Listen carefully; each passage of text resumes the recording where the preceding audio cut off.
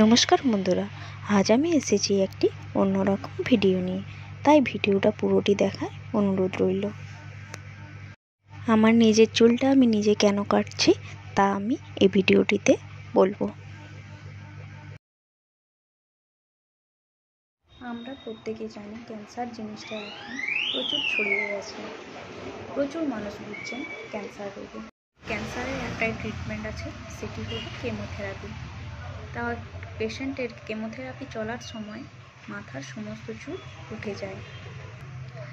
একটা ছেলের মাথার চুল যখন উঠে যায় তাকে দেখতে যতটা খারাপ না লাগে, তার থেকে বেশি খারাপ লাগে একটা মেয়ের যদি মাথার চুল সমস্ত উঠে যায়। তাই অনেক ক্যান্সার পেশেন্ট অনেক সংস্থার সঙ্গে যোগাযোগ করে ফ্রি উইগ নিয়ে থাকেন।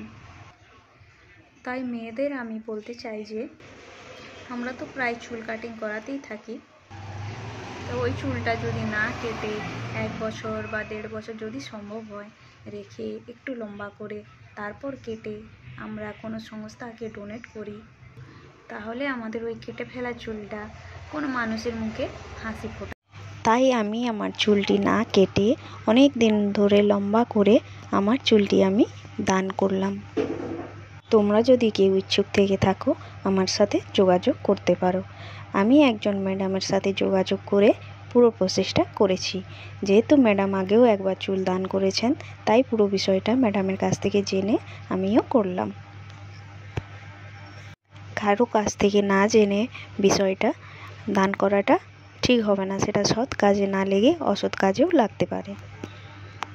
এইভাবে চুল দান করার জন্য চুলটিকে প্রথমে শ্যাম্পু দিয়ে ভালো করে ধুতে হবে। ধোয়ার পরে চুলটিকে ভালো করে শুকনো করতে হবে। শুকনো করার পরে ভালো করে বিনুনি দিতে হবে।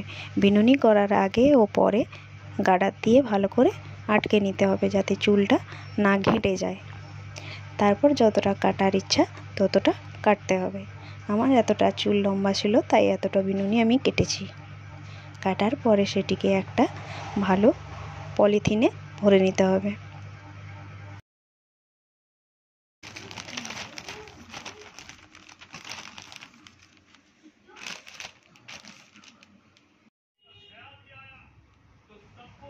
তারপর একটা খামের মধ্যে ভরে নিতে হবে।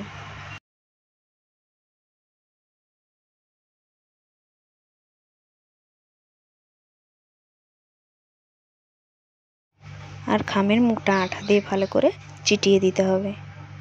আর এরপর ওপরে ঠিকানা দিতে হবে। আর এখন আমি যাচ্ছি এটিকে কুরিয়ার করার জন্য।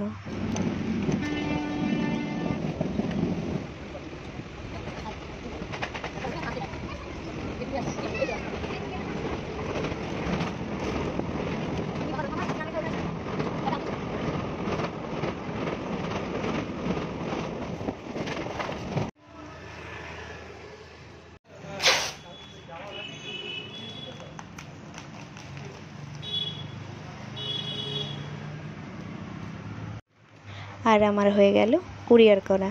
আর এতে আমি ভীষণ খুশি চুল দান করে।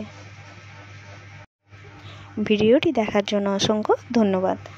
পরে দেখা হবে অন্য একটি ভিডিওতে।